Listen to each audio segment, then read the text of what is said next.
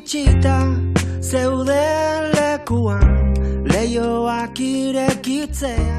Iraganaren pisuak eta erruen oroitzapenek arrailtzen diote bihotza. Eta errealitatearen eta ametsen arteko barne bidaia horretako pauso bakoitzak, ies egitera baino gehiago, itzulera baten hasierara daramate Karmele Mitxelena idazlearen Zoriona edo antzeko zerbait eleberriaren pertsonaia. Karmele, bigarren liburua, aurrentzat idazten duzu, baina helduentzat bigarren liburua, eta sariz beteta etorri dana, Agustin Zubikarai saria, liburua idazteko. Bai. Gero Espainiako kritikaren saria. Oraintxu be bai, beste sari bat, Mikel Zarate saria, beste novela batengatik. Badaude alako boladak, ezta? Eta gustora hartzen dira, alako boladak. Azkenean egin dezun lanaren aitortza bat bada, eta, sariak, horixe izanik, gustora, zindez besterik esan, eta oso eskertuta, sari guzti horiengatik. Mikel Zarate saria aurre eta gazte literaturari dagokiona, zirku baten bueltan osatuko duzu, novela, badaukazu zeregina? Novela eratuta dago. Eratuta dago. Udazkenean argitaratuko da, ilustrazioak egin behar dira, edizio lanak, eta udazkenean bertan argitaratuko da. Bai.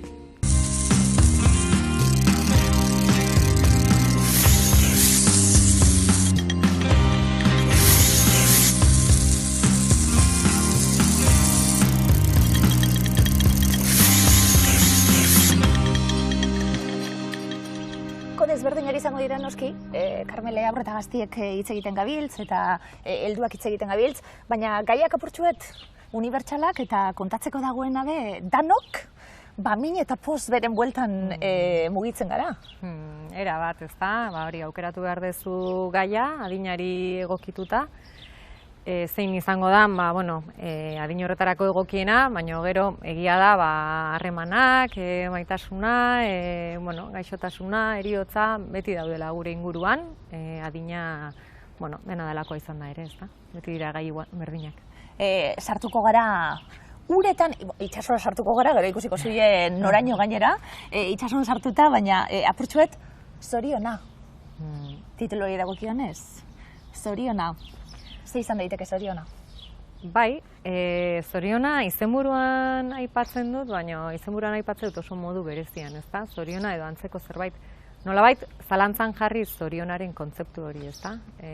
Etengabe, gure bizitzetan agertzen den kontzeptu hori, jakin behar bagenu bezala zer dan hori, zerbait oso zehatza izango balitz bezala, eta gure bizitzatako helburu izango balitz bezala, ezta? Eta modu batean zalantzan jarri nahi izan dut, hori. Bizitzan gauza bakarra daukagu, egin beharrekoa, bizi, albada. Bizi, eta, eleberri honetan nolabait, hori azaltzen saiatu naiz, ezta? Testuingurua dena delakoa da, gauza gertatu egiten dira, eta aurrera egin beharra dagoela, ezta? Eta inork ez duela errudun sentitu behar, bizirik jarraitzeko gogoa izateagatik, ezta? Gai askori buruz hitz egingo dugu, novela laburra, baina ikusten demen ipuinak idazten dituen baten bat atzien badagoela, bai? Bai, beti esan dut, oso ipuin zalea naiz, eta eleberri hau idazterakoan ere, saiatu naiz atal bakoitzari bere ukitu pertsonala edo, ipuin formatu hori ematen, zerbait berezia ematen atal bakoitzari, ezta? Idazten, esan dugu, lehenengo liburu eta gero ja bigarrena, idazten, gauza asko egiten, eta jarraitzen dugu danok lagunez inguratuta ezinbesteko edalako. Ezinbestekoa. Ezinbesteko edalako gure bizitzetan. Sortzelanien laguna dan, baten bat gehituko zaigu, elkarrizketara bere bai. Nor gonbidatu duzu, Karmele? Iraitz, Mateo, gonbidatu dut, aspalditik ezagutzen dugu elkar, eta aspalditik gabiltza, bertsogintzaren inguruan elkarrekin eragile lanetan. Eta, eragile lanetan zauden horretan, harreman estuak sortzen dira, eta, niretzat pertsona garrantzitsua da, proiektu garrantzitsuak egin ditugu elkarrekin, eta bera etorriko da bai. Eta ohean eseri naiz arnasa hartzera, antxietatea baretzera, itsasoari begietara begiratu eta zer demontretan ari naizen galdetzera. Karmele, bidaiak egongo dira, liburuan. Bai, nik bi bidaia desberdinduko nituzke. Batetik, bidaia fisikoa, oso argi agertzen dena ez, maleta eta guzti protagonistak egiten duen bidaia, Girona aldera. Eta bestetik, bidaia, psikologikoa, edo deituko nuke pixkat bere barruan gertatzen den bidaia bat eta eraldaketa bat, ezta? Abia puntua jarriko diegu eta testuingurua jarriko diegu. Lehenengo kapituluan, Maria Norden ezagutuko dugu, eta abia puntu hori jarriko diegu. Gordina izango dana, oso era poetikoan eta era ederrien kontatuta dau, baina bere senarrak buruaz beste egingo du. Kokatu egingo gaitu, hala ere pasarte horrek, pertsonaia nagusian. Bai, lehenengo atal horrek, zuk esan bezala, testuinguru bat markatzen du, eta esan genezake, badela abia puntu bat, baina ez da guztiaren hasiera, ez da, puntu oso zehatz bat, Mariaren bizitza, momentu oso gordin bat, esango nuke, bere senarrak bere buruaz beste egiten duen momentu hori, eta unea berak kontatzeak niretzat badu lehenago gertatzen denaren eta ondoren gertatzen denaren arteko desberdintasuna egiten du, ez? Egoera jakin horrek. Egoera jakin horri, garrantzia emango diogu noski pertsona baten bizitzan ze izan daiteken hori, ezta? Bikotekidea galdu, baina era horretan galdu, esate baterako. Baina ez da bez irakurlea apurtxuet ikaratu daitekelako, irakurle moduan hasten zara hortik eta esatezu, zer datorkidan, badaukargia, gero, novelak bebai, eta suposatzen dut nahi eta bilatutako gauza bat ala, eta idazle moduan galdetu nahi dizut, Karmele, zergaitik pertsonai hori, zergaitik adin hori, eta zergaitik gertaer hori, abiatzeko, zer kontatzi esan helburua? Aspalditik, buruan neukan ideia batzan, justu aipatu dezun hori, pertsona batek bere buruaz beste egin ondoren, bere bikotekidea kasu honetan, bere bikotekidea nola geratzen dan, bere bikotekideari zer gertatzen zaion bere bizitzan, ez da? Ondokoa hiltzen da, baina zer gertatzen da pertsona horren bizitzarekin. Nola bizitzen du heriotza hori, ze pasatzen zaio burutik? Aspalditik ideia horrekin bueltaka nenbilen, eta hori kontatu nahi nuen. Eta gero, Maria aukeratu nuen, banekien adin horretako emakume baten historia kontatu nahi nuela, 50, 60 urteren bueltako emakume batena, sentipena dudalako askotan ikusezinak bihurtzen direla emakume horiek adin batetik aurrera, ez? Bere bizitzan egin behar zuten guztia egina dutela, kasu honetan Maria bezala ez, ezkondu da, aurrak eduki ditu, lana egin du, bat eta beste, eta iristen da puntu batera, non badirudien, listo, ezta? Hau da zure bizitza, eta hemendik aurrera daukazun honekin bizi behar duzu, ezer berririk edo beste gauzarik espero gabe, ezta? Inoiz ez da izango protagonista? Bere bizikoe, momentu baten, bere ahotik entzungo dugu, eta lehenengo pertsonan kontatuko digu, gertatzen zaiona, bigarren pertsonaren erabilera hori egongo da, esango diguzu zeuk, nori hitz egiteko, baina momentu baten bera gaizotzen badabe, senarra gaizotuko da bai, eta senarrak depresioa izango du, eta senarrak buruaz beste egingo du, eta zeu izan beharko zinateke bai momentu baten protagonista edo zaindu zeu, eta hala ere zeu zaintzen. Eskaren inoiz, protagonistak momentu baten protagonismo hori, emon nahi diozu bere ahotsetik kontatuta?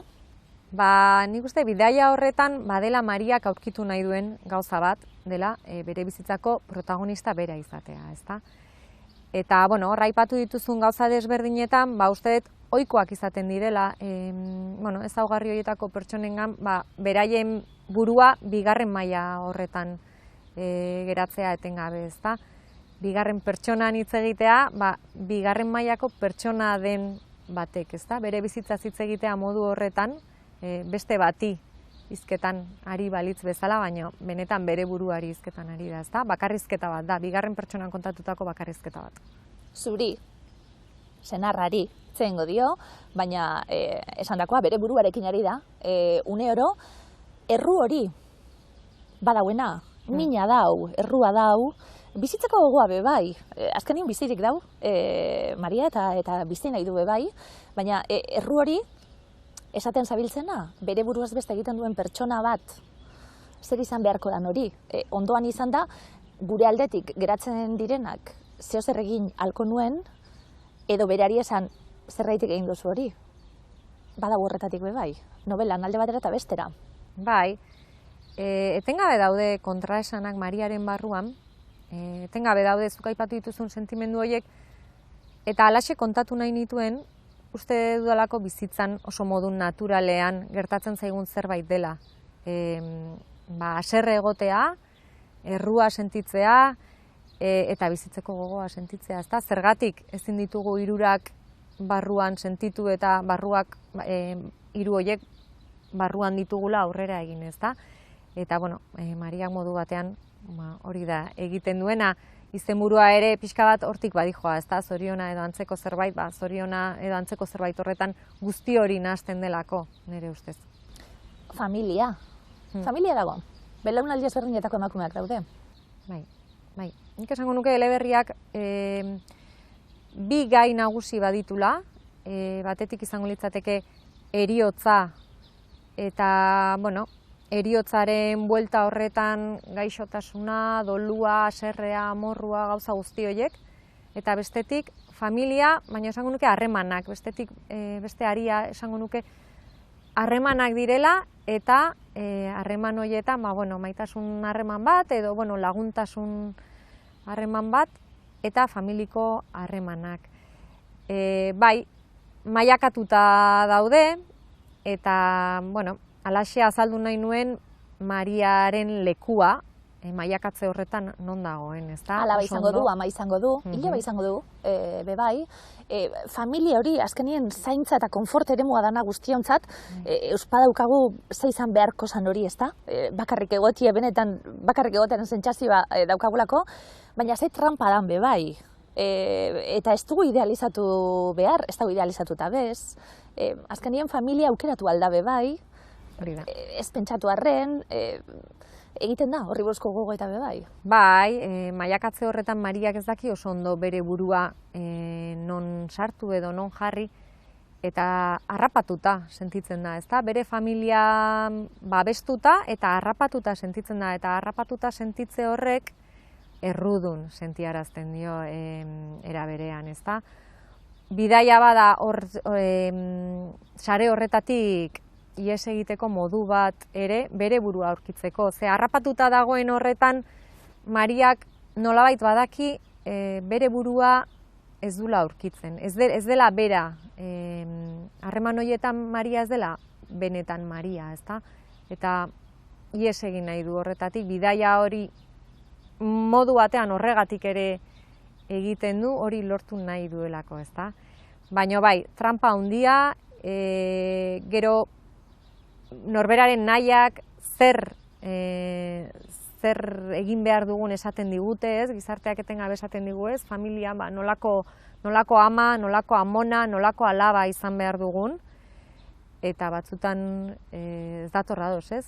Guk barruan sentitzen dugun horrekin, eta Mariak baditu kontraesan horiek ere. Orduan, gomendatu nahi nuke, liburu hau, filosofian ibiliz, Pierre Saint-Cyrt da. Pierre Saint-Cyrt filosofi irakasle egona da bizi osoan, eta bere lanaren bilduma bat zela hau daiteke. Filosofia jendearen beldurtzekoa litzateke batzutan, baina gogo eta bide bat dela, bide baten bilaketa azalak erakusten duen bezala hori egan nahi du. Orduan hemen bere irakaskuntzako gai nagusi batzu nola filosofia klasikoa aipatzen du, eta beste pertsona garrantzitsu batzu. Gaur arte filosofi munduan jende asko idazten eta pentsatzen ibili izan da. Orduan, une berezitasuna alere izan da, ehun bat tekstu bilduak dira hemen, ikaslei emanak ziren gogo eta bide bezala, eta tekstu horien itzulpenak dira, autoreak mundu guztikoak, garai guztietakoak, Platonetarik hasirik, Sartreraino edo beste batzuetaraino, hotz testu laburrak, baina gogoeta baten bide direnak. Orduan, azkenean, ibiltzea galdezka gaur egungo gaia da nonbait, eta bereziki filosofiak garai berezi bat bizitzen du, taldeak biltzen ari dira Euskal Herri guztian, eta sare bat une honetan muntatzen ari da, Txinparta izenekoa, eta Baionako filotxoko deitzen den talde honekin kidekira mugimendu orokor hortan, gogo eta mugimendu orokor hortan, beraz, liburu hau, oinarritzat berdin har genezake. Ies egin beste sentimentu unibertsala, Oso ondo egon arren, momentu baten danok ies egiteko ez da gizargaitik, gogo hori daukagulako, horrek errudun sentiarazten gaitu bai. Guztia oso ondo badauen, zergaitik ies egin. Gaizki badau, ies egiteko sentsazio hori badagoena aske izatekue, gustatzekue jendeari, maite mintzekue, danok daukagun sentsazio hori, azkanien horrek bizik sentiarazten gaitu bai, egongo da. Bebai horretatik, baina esan duguna, heriotza batetik abia puntutzat, azkenien novelan pisu handia daukana, nahita aukeratu duzuna, eta galdera da, zergaitik heriotzari buruz berba egin, guztiok daukagu bebai, unibertsalau heriotza baino ez dagoelako, baina ez dugu hitz egin nahi horri buruz, eta ez dugu irakurri nahi horri buruz, eta ez dugu eztabaidatu nahi horri buruz. Eta bai, zuk mai gainean jartzen diguzu, eta une oro beste guztiari buruz gogo eta egingo dugu, baina horri buruz bai. Heriotzak gidatzen du eleberria, ezta? Eta heriotza horrek etengabe sortzen ditun, sentimendu, egoera, guzti horietan pertsona bat joan egiten da, baina pertsona horrek beste batzuen bizitzetan eragiten jarraitzen du, ezta? Eta bai, uste dut, askotan uste dugula heriotzaz hitz egiten dugula, presente dagoela, baino benetan ez da horrela, ez da, kosta egiten zaigu, zaila da, ikuspuntuak ere oso desberdinak dira, heriotzak oso desberdinak dira, eragiten digutena oso desberdina da, orduan, zaila da ere modu unibertsal batean hitz egitea heriotzaz, ez da. Kasu honetan, heriotza bera ere nahiko berezia da, nik idazterakoan, bertigo pixkat ere sentitu dut, ez da. Nola heldu gaiari inor mindu gabe, ez dakizulako azkenean beste aldean nor egongo denez, irakurlean nor izango den, eta, bada oso kontuz idatzi beharreko zerbait, bai, kontuz hartu beharreko gai bat, baina era berean idatzi beharreko zerbait, ez da. Segurazki, heriotzarekin aurrez aurre topatzen garanien, sentitzen gararako bizirik. Bestean bestela eman da dau, baina konturatzen garanien, orduan konturatzen gara, esaten zabiltz, errespetu handiarekin, ia baten bat nor dauen irakurtzen bai, eta zer senti dezakeen, zelan landu duzu, nola dokumentatu zara, zein izan da lana, zein izan da ariketa, idazterakoen. Dokumentazio lan handirik ez dut egin. Lan handiena izan da pertsonaia horren barruan sartzea. Pertsonaia ez Maria, bere buruaz beste egiten duen pertsona horren barruan sartzea, eta nolabait ulertzen saiatzea, buru gaixotasuna ez ere ez da asko hitz egiten, gaixo dagoen pertsona horrek zer sentitu dezaken momentu jakin batean, inguruak laguntzen dion momentuan berak laguntza hori nola jasotzen duen, ez? Hor momentu batean Mariak esaten du, ez? Behar bada, zegoen bezala egoten utzi behar nion, ez? Tengabe gaude zoaz psikologoaren gara, eta azkenean eramaten dezu pertsona hori mugaraino, nahi ez duen bezala egoteraino, eta bere buruaz beste, ez? Sortzen dira zalantza asko. Eta niretzat lan handiena hori izan da, pertsona horren barruan sartzea eta pertsona horrek sentituko lukeena zer den imaginatzea eta hori adierazten saiatzea idatziz. Liburua amaitzen da, esaldi batekin, asko gustatu zaigun esaldi batekin, hortik aurrera, zer imaginatzen zu? Irakurlearen eskutziko nuke, hortik aurrerakoa, batzuk bigarren atala nahi dute. Nik hortik aurrera imaginatzen dut Maria. Maria bat, bera benetan da bezalakoa bizitzaz gozatzen. Batez ere hori. Bizitzaz gozatzen, sentitu gabe bere bizitza bukatu dela. Hori da, imaginatzen dudana. Eraman nuke Cervantesen Kixote, liburu bakarrean liburu asko biltzen direlako, eta beraz Kixote eramatea delako biblioteka txiki bat eramatearen pareko zerbait. Bueno, ezinbesteko izan da, hau, hain zuzen ere, hau esan nahi dut, Edward Eliaren liburuak izan dira ezinbestekoak. Ze guk ikastetxean eta beste olako toki ilunetan, ez dakit hartu gendun literaturaren irudi oso serio bat. Literatura oso ez dakit nola esan, beti tonu, goi tonu batian eta sermo gravis, ez? Esatezala. Eta batean hemen ikusi nuen halako umore zuntzitzaile bat, halako umore ez dakitena puskatzaile bat, eta batean iruditu zitzaidan egia handiagoa zeola umore puskatzaile hortan, beste sermo gravis horretan, beste ez dakit goi tonu horietan, eta orduan niretzako izan zen batean argi bat, hor dago, enekien, hor dago. Eta eragina handia izan du. Udan bertso saioak edozein lekutan egoten direnez, ekarri dut bertsolaritzari buruzko komiki bat, Ño komikia, Miren Artetxe, Eli Pagola eta Maitane Gartziandiak egin zuten komiki bat, oso ironikoa, oso divertigarria eta aldi berean eduki politikoz gainezka dagoena. Behelaino, desengaño, laino, baino engaño, etxeraino, onaino, lagunaren ganaino, tira, daño, ño? Iraitz, Karmeleren konplize, esango dugu, bide lagun, proiektu askotan batera zabiltzate, gainera? Bai, alaxe hasi ginen.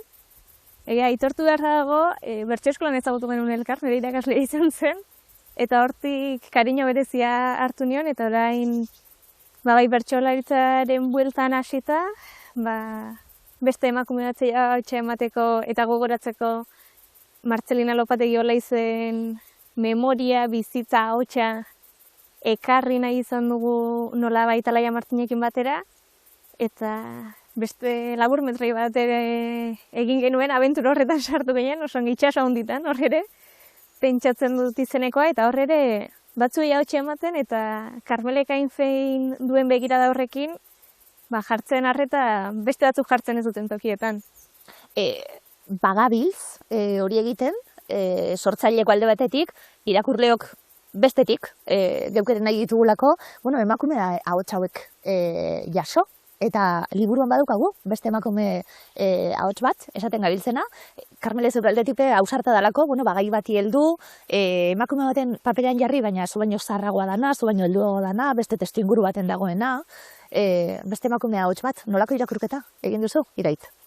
Oso interesgarria, emakume ahots hau, Mariarekin momentu askotan asko identifikatu naiz, eta lehen aipatu dituzu, gai sakonak lantzen dituela, baina irritxike batekin ere irakurri dut nik behintzat, momentu askotan oso divertigarriak direlako baita ere bere burutazioak, eta iruditzen zait lehen aipatzen zenuten bai kontraesanena, bai zalantzena askotan, oso erraz aldarrikatzen dugu kontraesanak garela, baina gero hori norberak digeritzea eta hori gorpuztea zaila izaten da, eta uste dut Mariak askotan ispilu lan egin didala irakurketa honetan ere, eta errudun sentitzen da, barkamen eskatzen du, baina esaretzen da bere buruarekin barkamen eskatu duelako, eta nik uste askori behintzat askotan pasatzaigula hori, eta zirkulu horretan, asmas horretan ikustea beste emakume bat, beste adin batekoa, esperientzia bat duena, eta hala ere zalantzoiek dituen eta zalantzei toki egiten diena, hori bat da ere.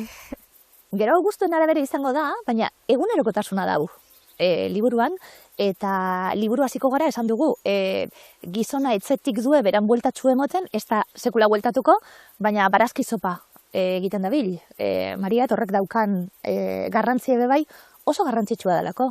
Egunerokotasunaren pisua, maletan zer sartu, bidaia baten goazenian zer egin, non hartu bazkaritarako behar dugun menu hori, hori delako gure bizitza azkenien, eta txikiaren handitasuna ez dut esango, ja hori baztertuta daukadalako, handia dalako. Egunerokotasuna gauza handiena da, dagoena, eta badau, une oro, zema detalle ezinbestekuek, eta horbe bai, esango dugu emakume begira ikusten dana, badauelako zaintzari lotuta, detailei lotuta, dana eramaten du. Gauza oso handi buruz berretan gabiltz, baina dana eramaten du. Eta modu batean egunerokotasun horretako xehetasun txiki horiek kontatzen dute Mariaren bizitza zer den, ezta? Beste gauza handirik gabe. Eta lehenengo atal hori aipatu duzu, niretzat oso garrantzitsua zen momentu hori, sukaldeko momentu hori ondo islatzea, Mariaren barruko eta, kanpoko xehetasun horietan fokua jartzea, eta bapatean iristea zerbait, egunerokotasun horrekin apurtzen duena erabat, ezta? Espero duzu, baina ez duzu nahi, oso eroso zaudelako, egunerokotasun horretan, horrek ez du esan nahi ondo zaudenik guzti horrekin, baina erosoa izaten da, normalean. Eta, hor gerora ikusten da, kontraesanak esan ditugu, bere kontraesanak ere, bizitza bat neukan lehen, erosoa zan, rutina batzuk nituen, erosoak ziren, baina behar bada, ez nengoen erabat ondo, edo ez nintzen erabat ni. Garrantzitsua da horren inguruan pentsatzea eta hori esatea ere, ezta? Bestela badirudi horretan beti gaudela ondo, eta ez da egia. Beti ez gaude ondo.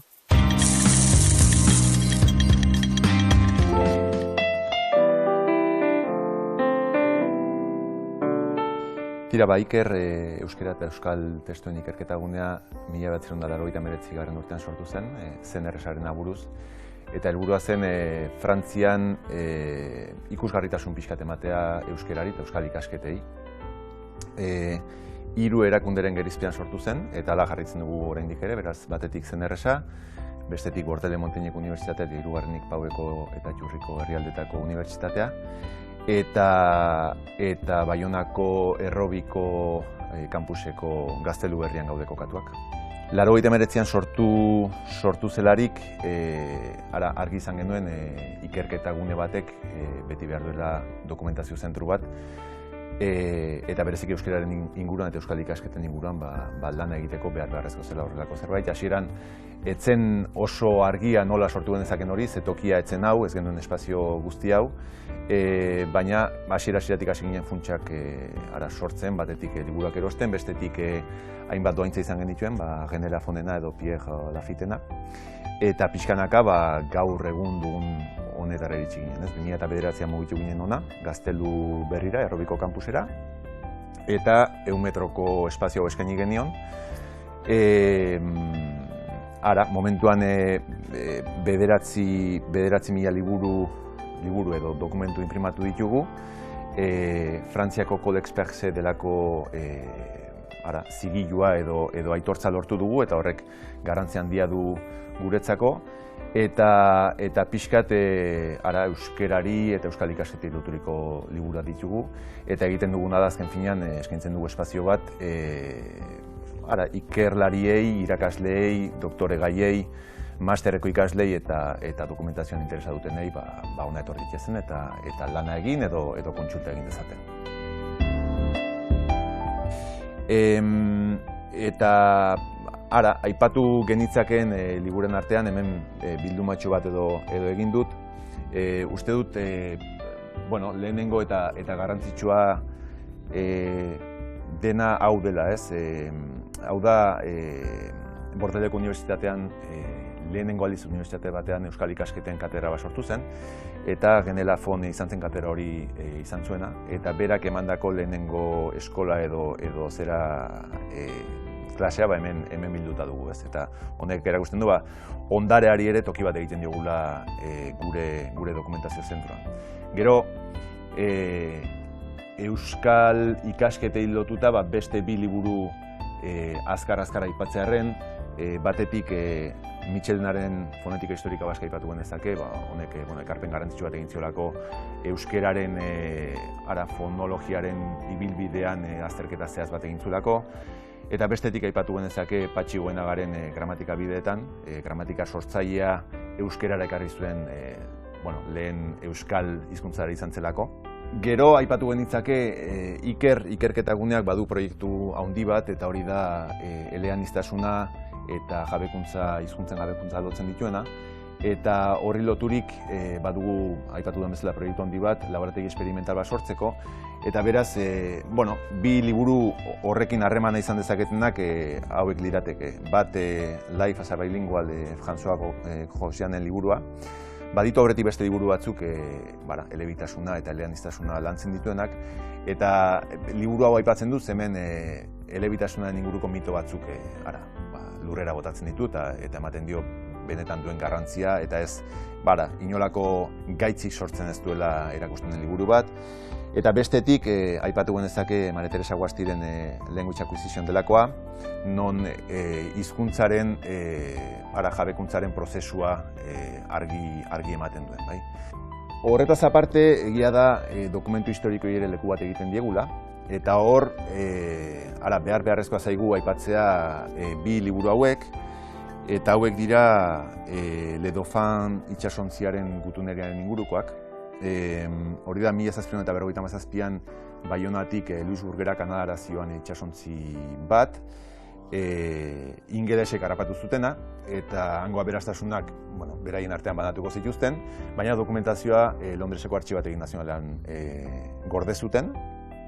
Han egon da urtetan, eta 2010an gurekin harremanetan jarri zen Xabier Lamikiz Euskal Herriko Unibertsitateko historialaria, esanaz topatu zituela euskeraz idatziriko gutun batzuk 1757koak. Eta da aberastasun ikeragarri bat, eta horren bueltan, aurkikuntza horren bueltan, bi liburu hauek argitaratu ditugu.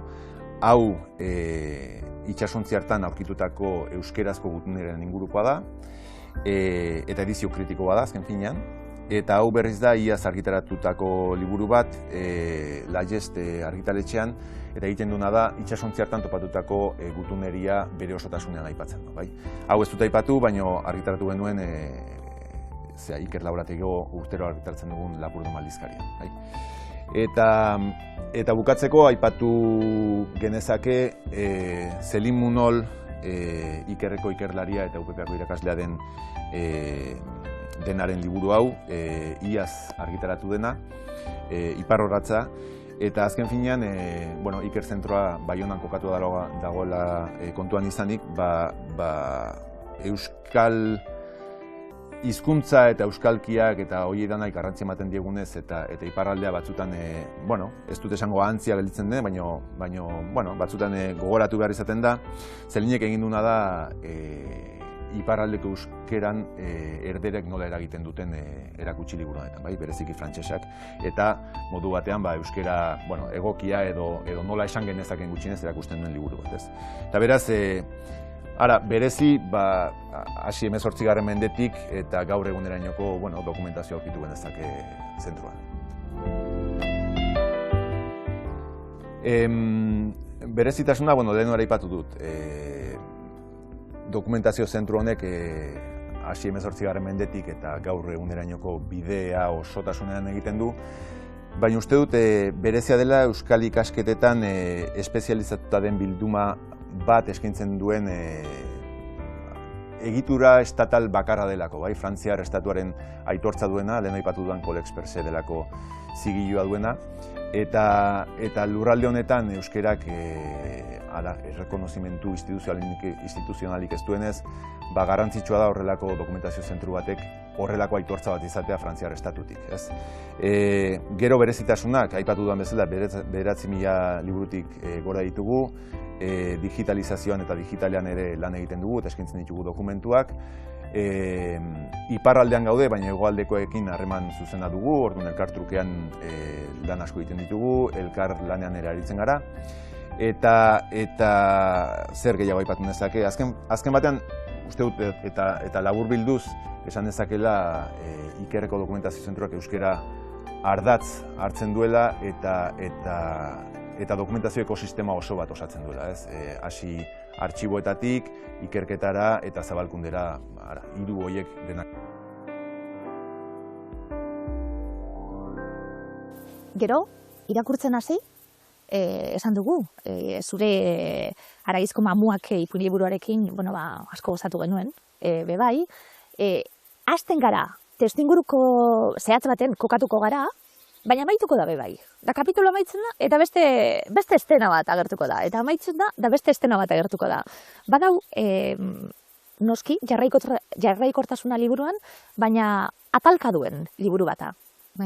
Bai, eta hori, hasieratik ere oso argi nuen, idazten hasi nintzenerako, nik asko eskertzen dut irakurle bezala, atalak oso desberdinduta eta atal bakoitzak bere izaera izatea. Jarraikortasun bat, zuk esan dezun bezala, eleberri bat delako, baina hasi eta bukatu eta bukaeran zaporeren batekin gelditzea irakurlea, ezta? Izan daiteke gazia, gozoa, dana delakoa, baina zerbaitekin bukatzea, ezta?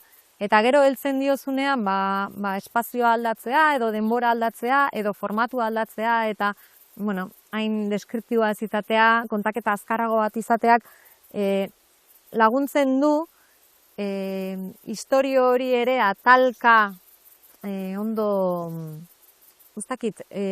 ordenatzen, edo esango nuke, niri laguntzen dit, eta uste dut irakurleari ere batzutan laguntzen diola. Horrek, nik eskertzen dut eta horregatik egiten dut.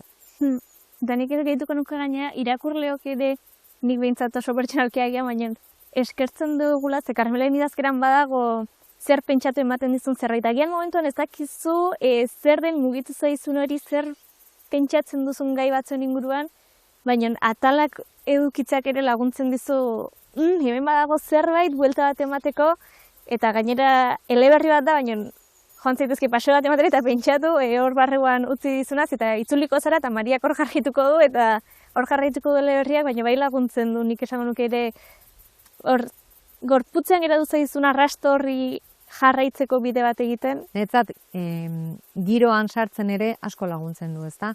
Aldatzea, eguraldia aldatzeak, espazio aldatzeak, guzti horrek asko laguntzen du giro horretan kokatzen. Orain, hemen gaude, eguraldi hau egiten du, horrela jantzita dago, arratsaldeko 5 dira, hau orain gertatzen da. Eta hurrengoa, hondartzan gaude, jende asko dago, soinu asko, laguntzen diola irakurleari Maria dagoen toki horretan egoten. Nola irakurtzen da lagun baten liburua? Liburu saritua,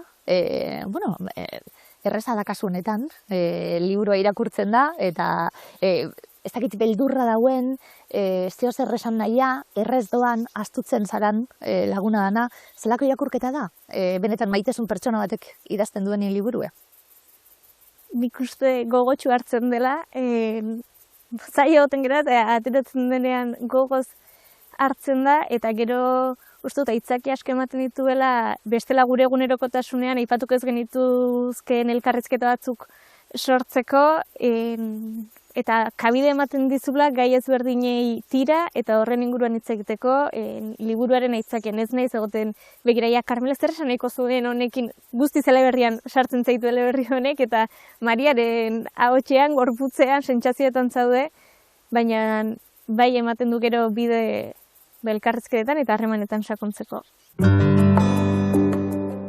Haizea jauregi Beitia desagertuaren egunerokoa azaldu zen Aizkorrieta herriko hondartzan, Gerra Zibilaren garaiko txanpon batekin batera.